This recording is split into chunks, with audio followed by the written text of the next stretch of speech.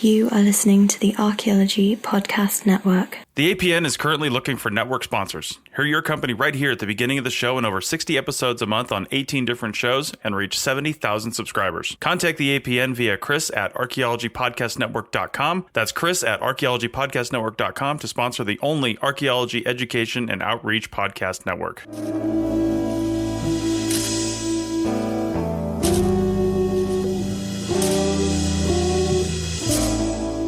Hello and welcome to the CRM Archaeology Podcast, episode 113 for June 21st, 2017. I'm your host, Chris Webster.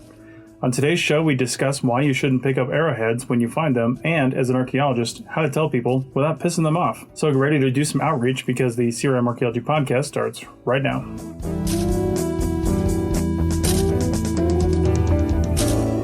All right, welcome to the show, everybody. Joining me today are Stephen in Calgary and Richie Cruz, who is right here in the studio in Reno. And let me preface this by saying, as I'm editing this show, I lost the entire first segment. So I have the second segment and the third segment with Stephen and Richie, but I lost the entire first segment because I'm experimenting with some new recording techniques, and it didn't work out. So instead of getting them together and recording the first segment over again, I'm going to kind of paraphrase what we talked about a little bit and just kind of set up, because really the meat of the argument and the meat of the discussion that we had was in the second and third segments. So let me start, because what we intended for the entire episode was addressing a blog post that I had written back on April 30th, 2013 on the Random Acts of Science blog. And that's going to be linked in the show notes, but it's at digtech-llc.com/blog/172, and then some other stuff. So anyway, take a look in the show notes and you'll see the link to this, but it's blog post number 172 called An Open Letter to Arrowhead Hunters. And the basic gist of this thing is that I wrote a blog post, and I live in Nevada now, and there's a lot of people I talk to that say when they were kids, or when they're out hunting or hiking or camping or whatever, and they see stuff on the ground, that they just pick it up. They just pick it up and they go to town. So, and they don't really see that is something wrong. So I wrote a blog post about why you shouldn't pick up artifacts. What are the reasons for that? And of course, I mentioned some laws and some of the legalities, and there's those factors, but people either don't know those or don't understand those or don't care about those, one or the other.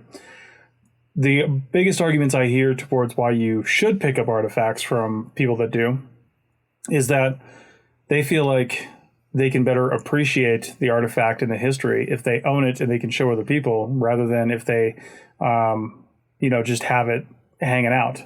If they just have the artifact and leave it on the ground and then nobody else can see it. So that's a valid argument, I think. But the thing is, if we come out there and then record, and by we I mean archaeologists, if we come out there and then try to record a site that used to have that artifact on it, then we can't tell a whole lot about that site after that artifact is gone.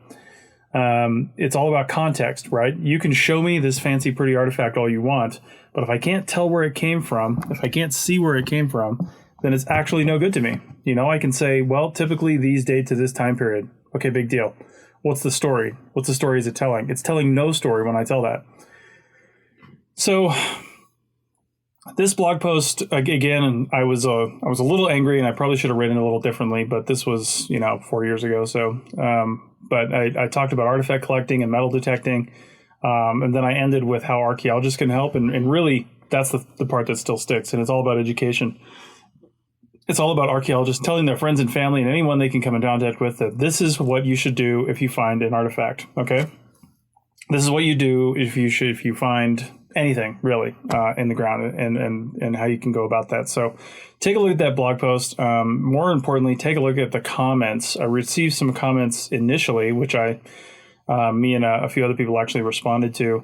And I am still receiving comments. I was receiving comments just a month ago on this blog post, and people are mostly pissed. They're mostly saying, one guy here says, "Cry me a river." He says that all that can be learned from Indian arrowheads has already been learned.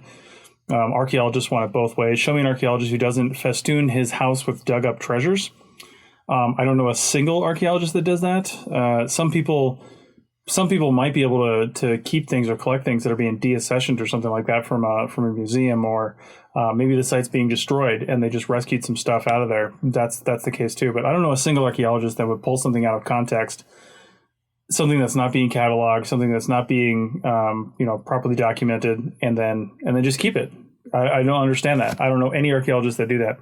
And part of the reason is because we understand that those aren't our artifacts. They're not our artifacts to own. Okay, they're nobody's. Native American groups would probably disagree with that. They would say that it's theirs, it's their ancestors. But that's a stickier argument, and I tend to agree with them, quite frankly. So, but I honestly also don't think that it's okay for them to pick up stuff. I mean, we need to learn from these things as much as anybody else, and I think the more important thing to do is to tell the story about where the artifacts came from. So I'm going to cut this short because I can't recreate the conversation that we had. But when we come back in segment 2, we were getting into a discussion of context. I had Stephen pretty much kick it off, and we discussed, because we'd started getting into at the end of segment 1, but really didn't dive into it, about how important context really is. Context in reference to artifacts. And how that's important, why that's important, and why that's more important than the actual artifact itself. So, again, apologies for this weird little segment 1, but stay tuned for segment 2 and segment 3, because we actually had some good audio, because Richie was here in the studio and we had 2 good microphones, and then we had Steven coming through on Skype. So it's something I hope to continue in the future. All right, that's it for segment 1. Here's a quick note about the ARC 365 podcast. Pay attention to that if you would. And we'll be back for segment 2 in just a second.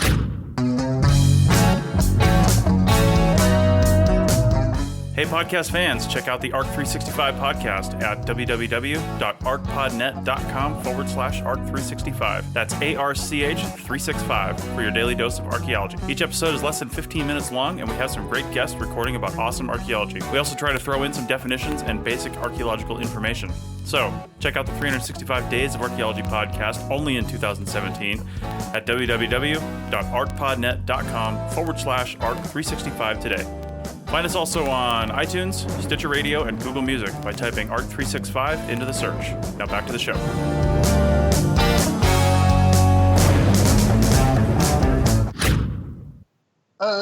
Yeah, well, we're talking about like context and for how this is our major harp, right? It's all about the context. It's not really about the things. It's although frankly we all really like finding things as well, but really it's past a certain point, most of us are like, oh cool, narrowhead, okay, done. And really, like we keep saying that it's all about the context. It's all about the context. It's where it's located. It's the association between it and other things at that site. So like, are all the projectile points pointing the same way? Mm-hmm. Are they, kind of pointed in seemingly random directions? Are they all in one part of the site? Are they, how does that relate? And if you go back to, was it an archaeology show, the one that you did with with the Harris Matrix? Yeah, that was an archaeology show. Yeah. Yeah, I would recommend you go and listen to that, because that whole part is about recording those relationships in the context of artifacts and stuff like that. But it to put it in a broader, more public viewpoint that we're talking about is I tend to enjoy watching detective shows, not necessarily procedurals, but just generic or the type of detective shows that you see on like Masterpiece Mystery or something like that. And as far as the contextual relationships of evidence, a lot of times that really gets fuzzed over. So, you'll be watching the show and like Miss Fisher, picks up a piece of evidence at a crime scene, stuffs it in her pocket, and then 20 minutes later in the episode, like hands it over to the detective. I think his name is Jack. And like the entire time, us, the audience, should be screaming at the TV. It's like, holy fuck, she just destroyed the case, because all the whole providence of evidence is gone, because it's been sitting in her purse. And the only reason that the cops are like, oh, well, this cinches it, is that they essentially believe her word, and that's not evidence. Regardless, and it's like, the cops can't even do that. The cops, when they're going in, they're doing all their crime scene recording. They're putting down little colored cones, and they're taking a ton of photographs and recordings and making notes and recording the relationships between the evidence as well as they can, because if they don't, there's no case.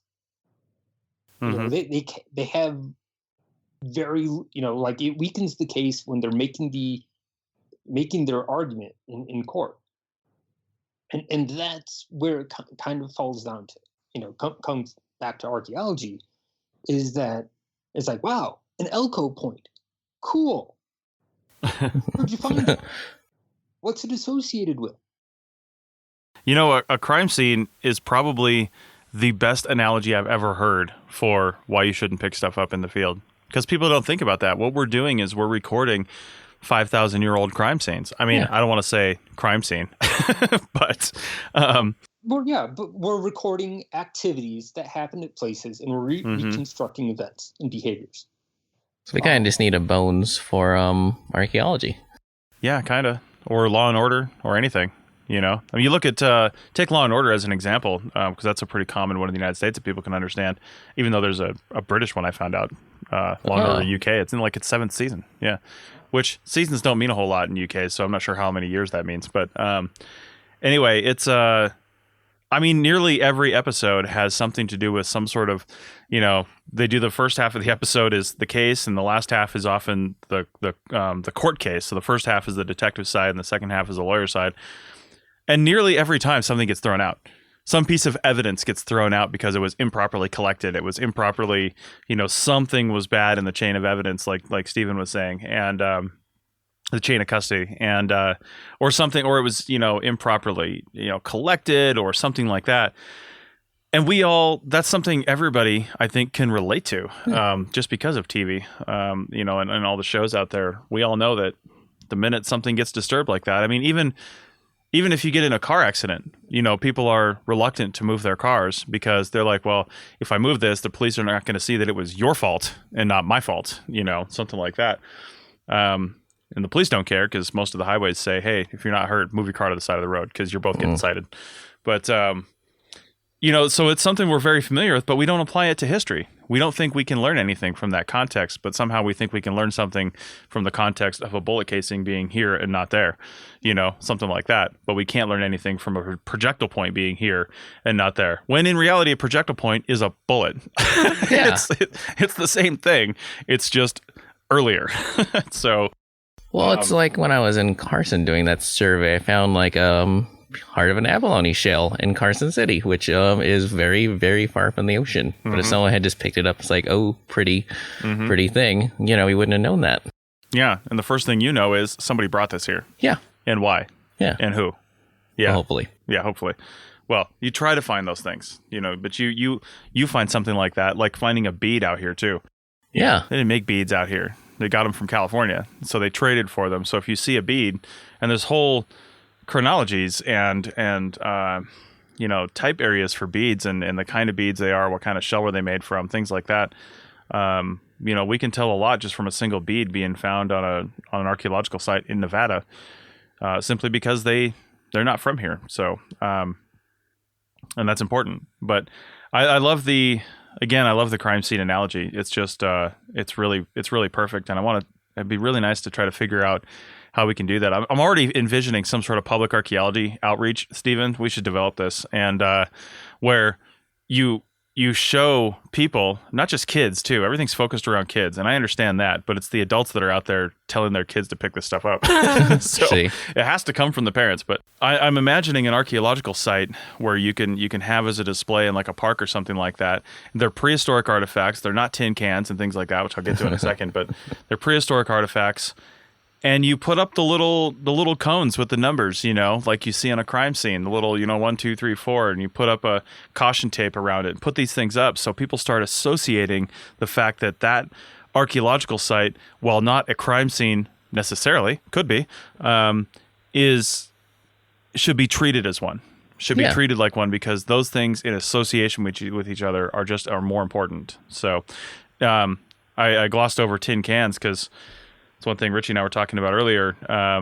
I totally understand the desire to pick up some of that stuff, because sometimes, unlike prehistoric sites where things are typically, sometimes they're dropped where they were left and they're not moved again, things like that. But with historic stuff, you don't sometimes find it, especially here in Nevada. You find canned dumps, you find refuse dumps. So it's clear that somebody either emptied out their garage when grandpa died or something like that, and just went out in the desert and dumped this stuff in a pile. Now, that's an archaeological site for us. I feel like more what we find is we just add to the information, because we actually know, I feel like we know a lot less about some of the bottle types and cans and stuff out there, because sometimes these manufacturers only did a certain technique or were only in existence for, sometimes less than a year. So when they do that, we don't actually have a really decent record of some of this stuff. So it's really important for archaeologists when we find a dump like this, even though it's just a dump, we know it's a dump. We know we're not going to find anything out about context in that area, but the stuff in association with each other, that we can tell some stuff about. So if we find a maker's mark on a bottle that we can't find in a book anywhere, we don't know anything about it, maybe it's new, maybe it's, something that's so rare that nobody's ever seen it, or there's very few of them, we can tell some stuff about it because we know the 10 things around it. We know what those are. We know when those date to. They date from 1931 to 1935, which, if the whole can dump dates to that time frame, then this odd thing that we're now putting in a paper for other people to see probably dates to that same time period. So we can start building a case for it based on association. Just to jump back a little bit, I like your idea of doing that. Trying to bring it into the crime scene, and making that argument a little bit more. But I feel like, and maybe this is just a byproduct of the current political climate, that a lot of people don't understand evidence and argument. And frankly, I'm not sure we understand it. We really, thinking about my education and the conversations I've had with my coworkers and stuff like that, and also on this podcast, that I'm not sure that we're given the formal education for making arguments. Which is weird, when you consider that, really that's a major portion of your method and theory class or course, or should be. That, there are some books that are explicitly trying to, talk about archaeology as far as critical thinking, but, discussions on, logic and how to make an argument. I think those are really, not really emphasized in our education, and I think that we would really benefit from that. And to tie this back into an earlier podcast, we had a guest a few months ago, and it was about the someone you knew who had done some of the forensic stuff in Southeast Asia, I think, for the military. Oh, right. Yeah, Joe Griffin. Yeah, he'd done the Vietnam veteran thing, or POW, MIA guys. Yeah. And that dude. I had the one question that totally bombed, where I'm like, because he's emphasizing that really this is a forensic thing, and So, like standard archaeology, did not apply. And so my question was, so did you learn anything that's going to benefit, standard archaeology? And he was like, no. Right. Because that's what I was getting at. It's like, I'm really curious what goes on as far as from like a forensic standpoint and the legal basis of, evidence and argument, what goes on that we could benefit from when we're trying to make our cases to, the various regulators or the SHPO or, whoever the reviewer is. Or the peer review, like, what is a good argument? What is a bad argument? How do you need to treat that evidence to make those cases? Yeah. And that's such a good point too, that we're not taught that, because you're right. We're taught a lot of this. We are taught a lot of theory. We're taught a lot of sort of high level concepts, even as an undergrad. And, it's really more focusing on interpretation rather than data gathering. And I don't know why that is. I think maybe universities just assume that when you get out into the field, you'll learn how to do that, and it's not as important. I mean, there are method classes for archaeology. That's for sure. I took one in college, but I think one of the more beneficial classes I took, and I didn't even realize it until this discussion, is I took forensic osteology. Now, it was focused around bones and what we can tell about bones and things like that, but it really did. Now I'm realizing it really did give me a halfway decent framework for critically looking at something, not just the object, but the features on the object, what it's in association with, like we've been saying, and things like that, and really kind of understanding that. I mean, obviously what helped more was, watching Law and Order for most of my adult life, but no, I'm just kidding. But yeah, that's something that's definitely, and I don't think we've ever even mentioned that before on this podcast, which is crazy, is, we talk about schools and classwork all the time, and we're getting to the point, because we haven't done this in a long time, where we need to interview another professor or graduate school coordinator for programs, because we've done that in the past where we talk to them about what do you offer that's CRM Arc related, but I don't think we've ever asked about sort of a kind of a forensic or analytical background to their courses. We do focus on some CRM stuff, but not like that, and that's a good question to ask. I'd like to see what schools are emphasizing that, if any.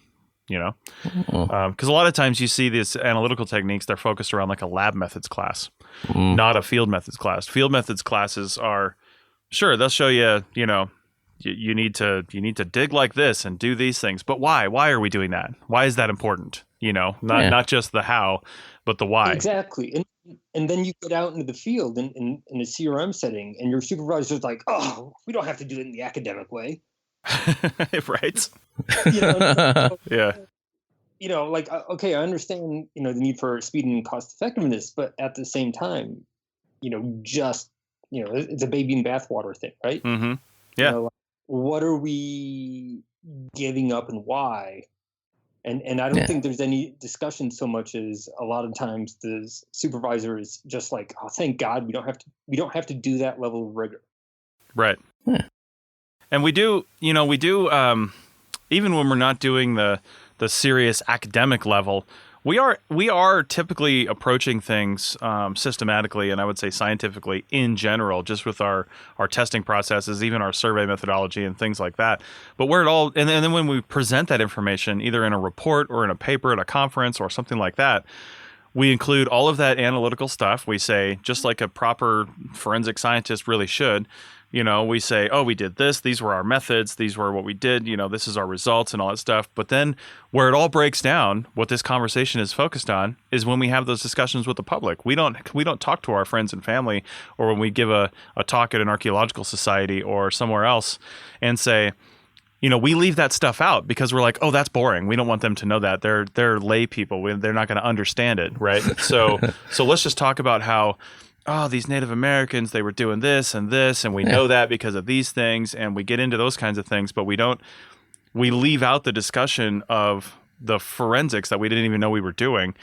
And now the association with the public is just, all the stuff that we were talking about, the museum type stuff and things like that, but not the importance of the context. So, well, I was going to say, I think it's interesting going through all these comments. They almost all follow the same logic. Yeah. That archaeologist, well, we keep all this stuff anyway, so why can't we keep it too? Like Right. you guys keep it. And yet, one comment specifically said, how many archaeologists line their houses with dug up treasures? It's like, I don't have any. Do you have any? No, I don't have any. Other than that petrified wood that you carried for like 10 miles? Oh my God. Yeah. Which is legal to take, by the way. In certain quantities in certain places. Yeah, but I mean, it's like they're... Yeah. It's like all sorry, I'm just like going to get angry. Go ahead, Steven. You'll take us out to break. Okay. I might take you through the break. This actually is something I very recently started thinking about, and it was at one of the digital archaeology sessions, and I think it might have been the metadata session at the SAAs this year. Mm-hmm. Yeah. And it was and I'd have to look at my notes to see who said it, but someone made the excellent point that archaeological databases are kind of a misnomer because we don't really put data in it. We put interpretations in it. We put information in it. So that, our categories in the database are like Elko point and with some metrics. And it's like, well, what makes it an Elko point? None of that's in there, right? And so the actual data is not present. What's present is the information, the interpret. Right. You're already one level of interpretation down. And I might have mentioned this on a previous episode. I don't remember. I don't remember either. Yeah. I guess I've been harping on it too much. It's also very repetitive. Yeah. But so what is where is the actual data? The actual data. The reason that we have curation facilities, the reason we curate this stuff is that's our database. Mm-hmm. You're not necessarily recording contextual information, but you're definitely recording artifactual information and actual data, because anybody can go back and look at those particular flakes, those particular tools, those particular things, and from the data make new interpretations. So like all of a sudden I had this realization that curational facilities are actually giant physical databases.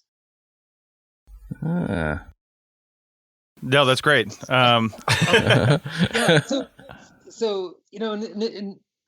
Which is ridiculous because how like you say, how much field curation are we doing now? How much of these,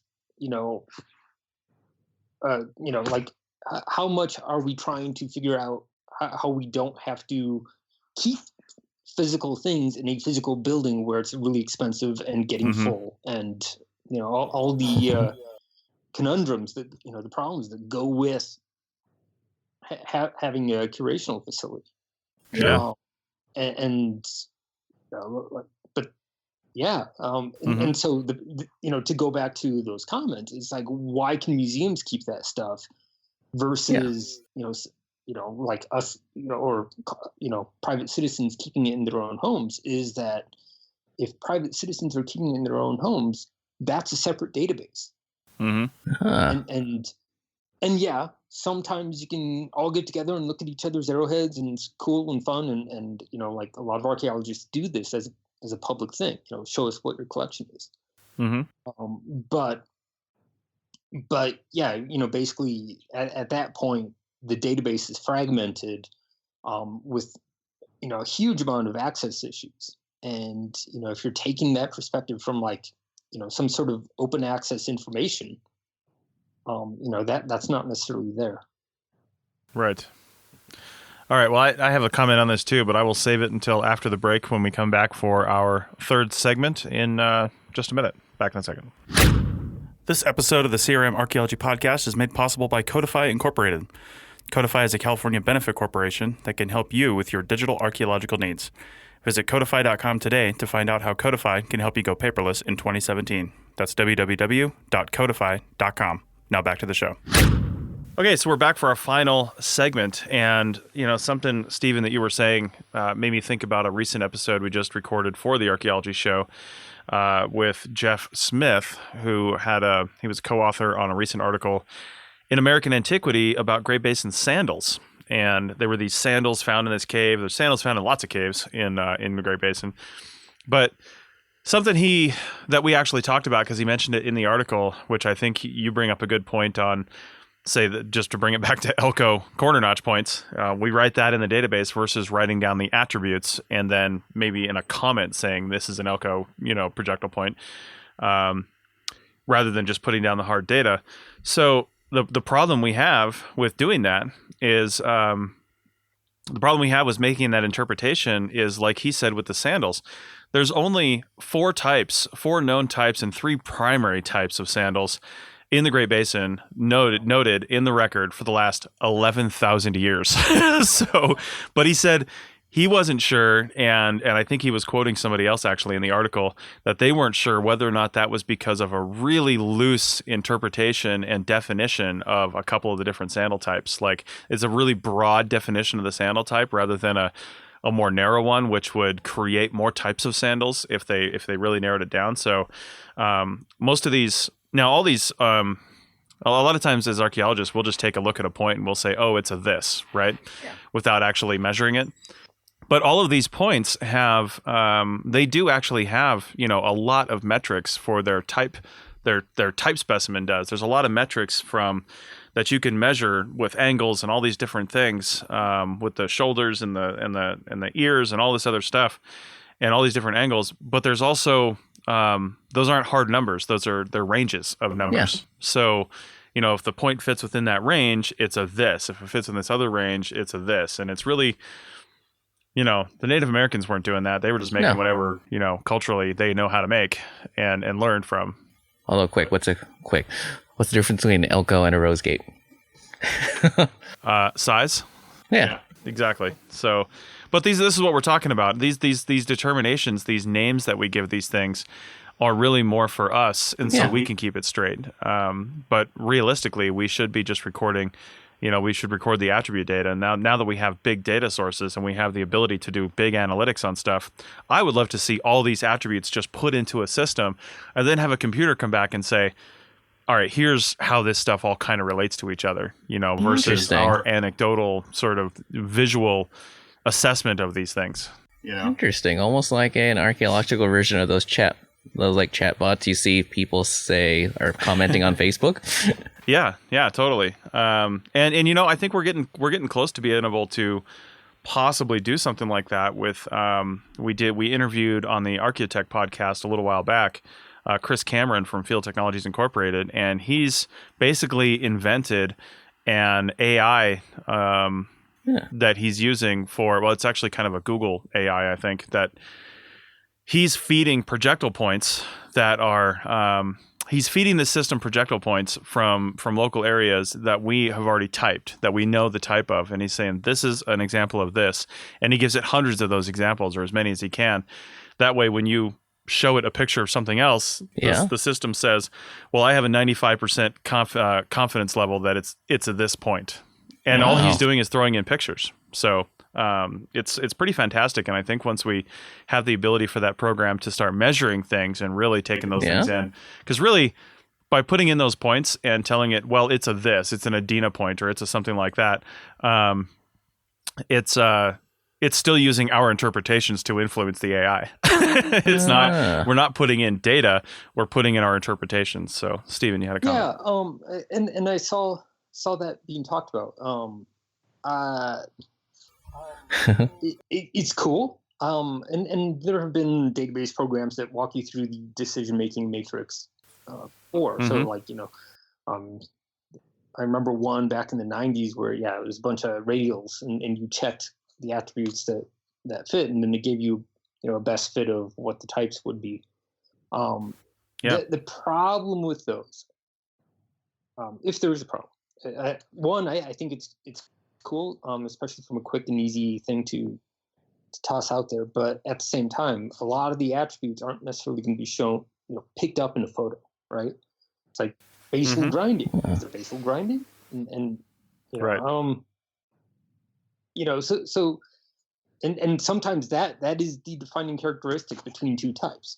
one type has basal grinding, the other one probably doesn't. And the other thing is it relies on types as we're already thinking about it, right? Like, so you're just giving the weirdness of like your two types of types, the Elko and whatever that other one was, and likewise, like any types like that, without knowing what the defining characteristics are, or even like how these types get defined, I think it can potentially be a little misleading. And, on the other hand, it probably is doing what 90% of us are doing. If you find a projectile point, like, oh, hey, this looks like an Elko point. Pretty much. Yeah. So yeah. That's exactly what it's doing. And we're already doing it, and we probably shouldn't be doing it. True. What might be more interesting though is, like you were talking about with your big data idea and stuff like that, is to bring it back and do the clusters of those very attributes and relationships that between those types of points. And then you see that a lot, I think, with grad dissertations and theses and stuff like that. That that's what people do. They go out and they look at 100 points of one type and 100 points of a very similar type, and try to kind of suss out differences and then write it up. And a lot of times, it ends up in a conference paper and then gets ignored until another student does it. So I think in some ways it'd be nicer just to get that kind of information out and figure out how can we figure out those differences, that are meaningful in interpretation in a way that we can apply it, as being, our tick box archaeology that we do for CRM. Yeah. We're out there. It's like, we've got a list of tick boxes. Okay. Is it this kind of point? Is it that kind of point? Right. Or is it under the untyped other? Well, and like a lot of things that we do in the field, especially field recording, the reason we don't do some of the things we probably should do is because it takes too long. Yeah. So if we had a site with a whole bunch of projectile points, I mean, nobody's going to spend the time, because we don't have the time, we don't have the money or the time to sit there and record 65 different attributes about this point, all these angles and the radials and things like that. And this isn't a new concept either. The first paper I can think of that's famous, because a lot of people out here in the Great Basin know about it, is the Gate Cliff Shelter paper that David Hurst Thomas wrote back in, what is that, 80, 81, something like that? Something like Maybe that. even the late 70s. It's around that time frame. Yeah. And that's where, most of our central Nevada types are from, is Gate Cliff Shelter. And because he found so many things going so deep, and he's got those angles. He's got those angles in that paper. He's got, the angle between the center line and the midpoint of the notch. That's a thing. That's a thing. And I don't know well enough to just be able to spout it off either, because I've never recorded that stuff. I've done it sometimes in a lab setting, but in CRM we almost never take the time to do that. So I think you're just matching stuff up to your cheat sheet. Basically, yeah, we're doing exactly what we've been talking about. We're making an interpretation, and I don't know how this has anything to do with what we've been talking about the whole episode, but anyway, it's a great discussion to have. But this is leading into actually what I want to say, so it's good. So I'm going to continue on this thread. But the point is, even as archaeologists out in the field, we're not going to collect this stuff and bring it back into the lab, right? Most of the time. So we need a way, and the public needs a way, to do this sort of detailed, at least morphological analysis. Like Steven said, it'd be hard for somebody or a computer program or somebody that doesn't know what they're looking at to say, is there basal grinding on this? Is there, this fine, these other details that we just can't see with a photograph, like an average photograph, or by looking at it. That being said, however, we can record a lot of information. I mean, there's plenty of apps out there right now that do this with plants and things, where it will take, like Leaf Snap, I've talked about a lot of times. It's still out there. PlantNet, I think, is another one that works on Android. And But basically, they do just that. They are doing a visual analysis, but they're taking the item and they're making a high contrast version of it, so you can just look at the shape, basically. And if you can look at the shape, and maybe if we can invent an application where somebody can take a projectile point, let's just say it's just for points. Somebody can take that point and line it up with a template on the screen that says, hey, put the tip here if you have one, put the base here if you have one, you know, and then frame your photo in and out so that it kind of fits right there. And then take the picture, and then the system can analyze that and then give you all those angles immediately. And not that the citizen scientist or the public would ever care about that, but wherever that information goes, the big master database that this goes to, including its location, including the photograph, including any notes that the person wants to take about it, then we'll have all this stuff and we have it for free because the person didn't have to do anything for it. They just had to take a picture. And it would work great for archaeologists as well, because we'd have a lot more data that we just don't have. Because like Steven said, our databases are just our interpretation. We never record those kind of attributes. We'll take a picture of it on a photographic background, so maybe somebody can record those attributes from the photograph later on, but nobody does that realistically. No. So if we just had an automatic way to do it with an application that could take those measurements, maybe not all of them, maybe not all the information, we're never going to get all of it, but it's better than nothing. So we do that, have it for archaeologists and for citizen scientists. The sticky part of all this, of course, is who gets that data. Who gets those data when, you know, this application's being used around the country? You know, if it's in, I don't know, Arkansas, and somebody picks this up, where does the information that they recorded in that application actually go? Does it go back to the company that has that owns that application, and then they say, okay, here's the Arkansas data set. Let's send that off to SHPO or send that off with whoever's monitoring this thing, whatever agency. That's where it gets a little sticky. But I don't know, Steven, what are your thoughts on in our last 3 or 4 minutes here on what we can do? Let's say the blank check question that Ira Flato does on Science Friday. What would you do to help us, with the public, whether it's not just education, but something along the lines of something a little more proactive, so they can help us collect data and feel like they're part of the solution? I don't know. I don't know that there's, particularly for the time limit involved, really good time to, good thing to say. Something that does come to mind is what is it? The portable antiquities scheme. Yeah. And we should. I think we've already done a show on that, but we should probably do another show on that. We've definitely talked about it because I really like it. I think it's got a lot of potential. And it's weird because on the one hand, things are getting, like some people are like, yes, we're recording a bunch of stuff that never would have been recorded, and it's great in that respect. And on the other hand, I've seen some argument, and I haven't really looked at it too closely, but I've seen some argument that the popularity of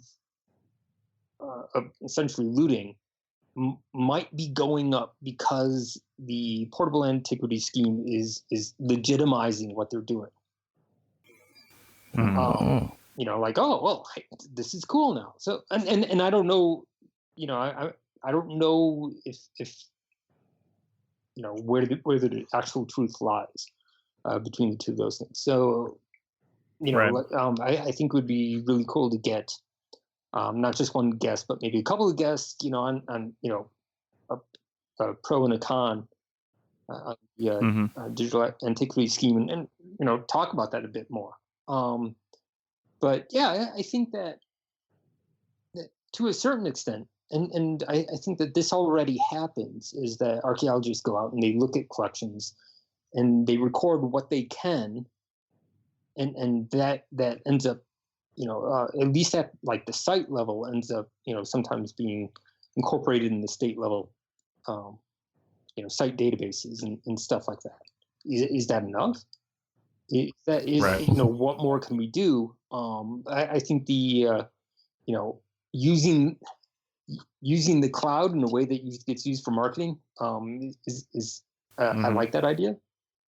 Bringing in data that way, I think that would be really cool. I guess it kind of depends on what's being gleaned. Is it good enough?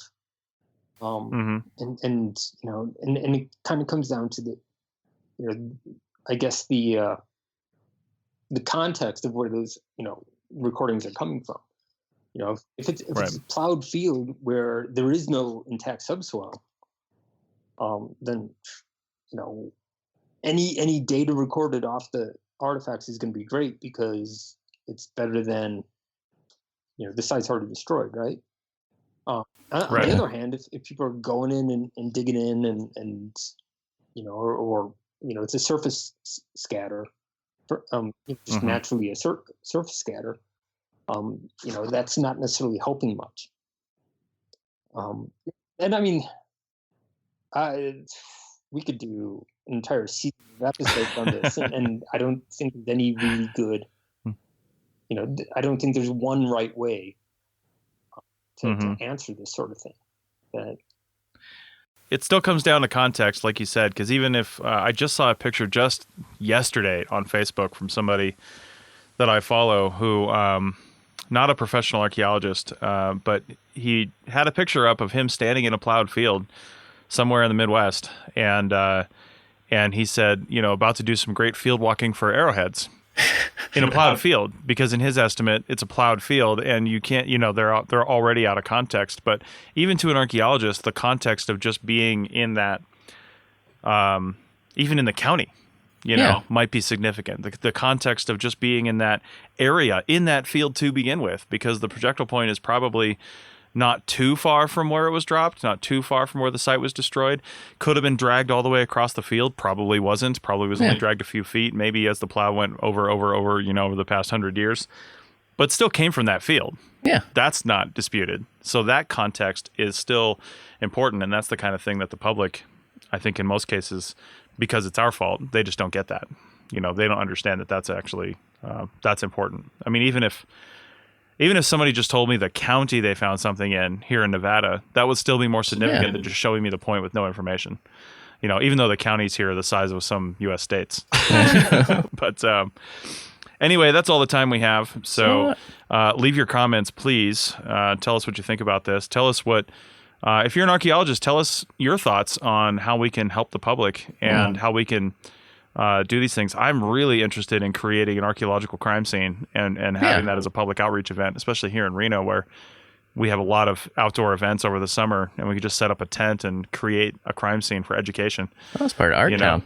Yeah, totally. So, but yeah, leave your comments and leave your solutions. More importantly, all we hear are problems most of the time. I want to hear solutions. Do we want looters to leave any comments? I want everyone's opinion. And not.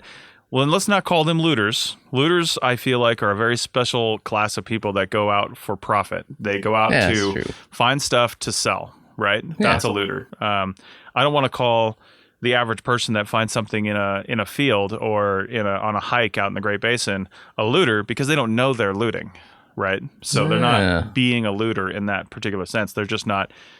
They're not aware of why they. Do we want collectors then to comment? Well, kind of one and the same. If you're doing it purposefully, I feel like you know what you're doing. If you're doing it opportunistically, that's a different thing entirely. So, all right. Well, like Steven said, this could be a whole bunch more topics, but we're going to cut it off right here. So, again, leave your comments and tell us what we're doing right. Tell us what we're doing wrong. Tell us what you would do. All right. Thanks for that, and see you next time.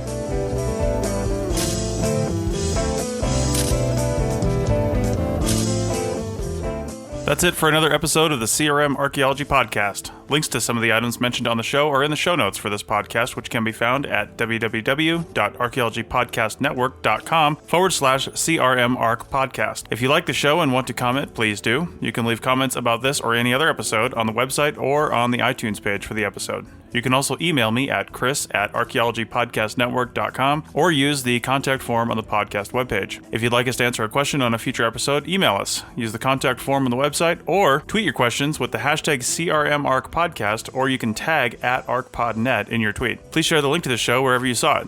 If you share CRM archaeology-related items on Twitter or Facebook or anywhere else for that matter, be sure to use the hashtag CRMArc so the community can see and comment. If you'd like to subscribe to this podcast, you can do so on iTunes or on Stitcher Radio. You can also type the name of the podcast into your favorite podcasting app and subscribe that way. Don't forget to go over to iTunes and leave a review of the show. It helps us get noticed so more people can find our podcast and benefit from the content. Also, send us show suggestions and interview suggestions. We want this to be a resource for field technicians everywhere, and we want to know what you want to know about. Also, please consider donating to the Archaeology Podcast Network. Your donations help fund our bandwidth and contribute to our editing costs. Thanks to everyone for joining me this week. Thanks also to the listeners for tuning in, and we'll see you in the field. Goodbye. Yeah, bye. Bye.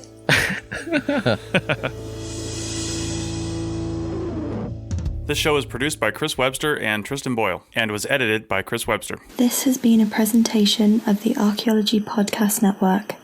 Visit us on the web for show notes and other podcasts at www.archaeologypodcastnetwork.com. Contact us at chris@archaeologypodcastnetwork.com.